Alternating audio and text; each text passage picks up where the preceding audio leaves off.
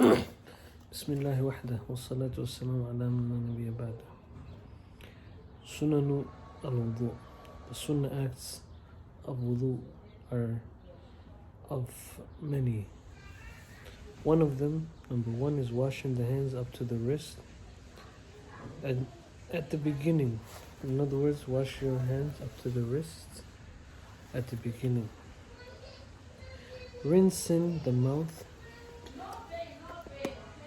Don't forget to spit. Don't swallow it, spit it out.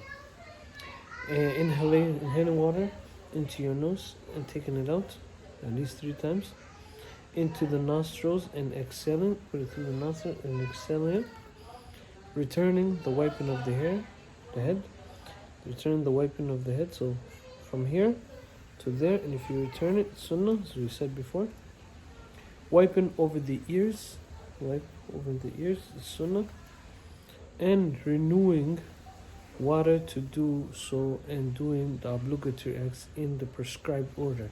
So in other words, if you do hand, everything in 7 in order, it's good, and if you don't, it's fine, because it's sunnah to do everything in order.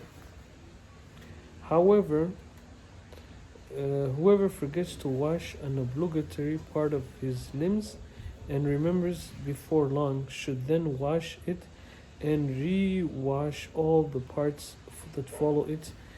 If, however, he remembers only after a long time, he should then wash it alone and repeat all the salats he made before.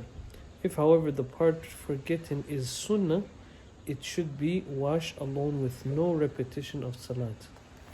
He who leaves a spot unwashed should wash only the area upon remembering with the intention of wudu. So if you went to make wudu and you forgot a part, you go back, you just wash that part, as long as the other limbs that you washed did not dry. And the salat done before that should be repeated if it dried.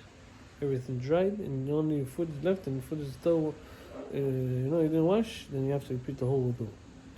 And if you prayed, repeat the salat. He who remembers having left out the rinsing of his mouth or inhaling of water after already starting with the face should not go back to the forgotten part until he finishes his ablution. So if you do sunnah fard acts, you do sunnah and then you do go fard. Sunnah and fard. But if you did sunnah and then you did fard, don't go back to sunnah if you forgot a sunnah.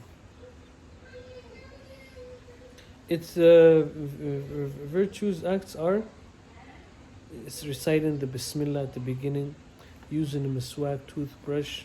Toothbrush is very good, as the Prophet said. If I didn't fear a burden of my ummah, I'd tell them to make miswak before every single prayer. Washing the face and the hands more than once, beginning from the forehead, when wiping over the head, doing the sunnah acts in the right order. Don't waste water, don't use too much water. Economizing the use of water on the limbs, starting with the right before the left. It is obligatory to wet in between the fingers, so wet between your fingers. It's a beloved. While it is recommended to do the same with the toes, it is also obligatory to wet one's beard. As I said, wet one's beard. It's beloved. During ablution, when it's lightly grown. So if you have a light beard, make sure you get it. But if you have big ones, just go over the top. Lightly grown, not when it is thick. In ritual bath and ghusl, you have to make sure to cut everything if you have thick or thin.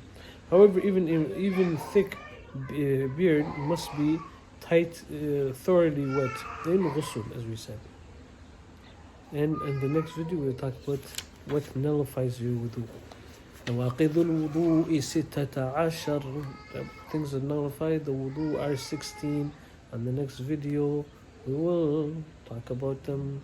Don't forget to like and Facebook and subscribe, my brothers and sisters. Wa alaykum assalam wa Allahu a'lam.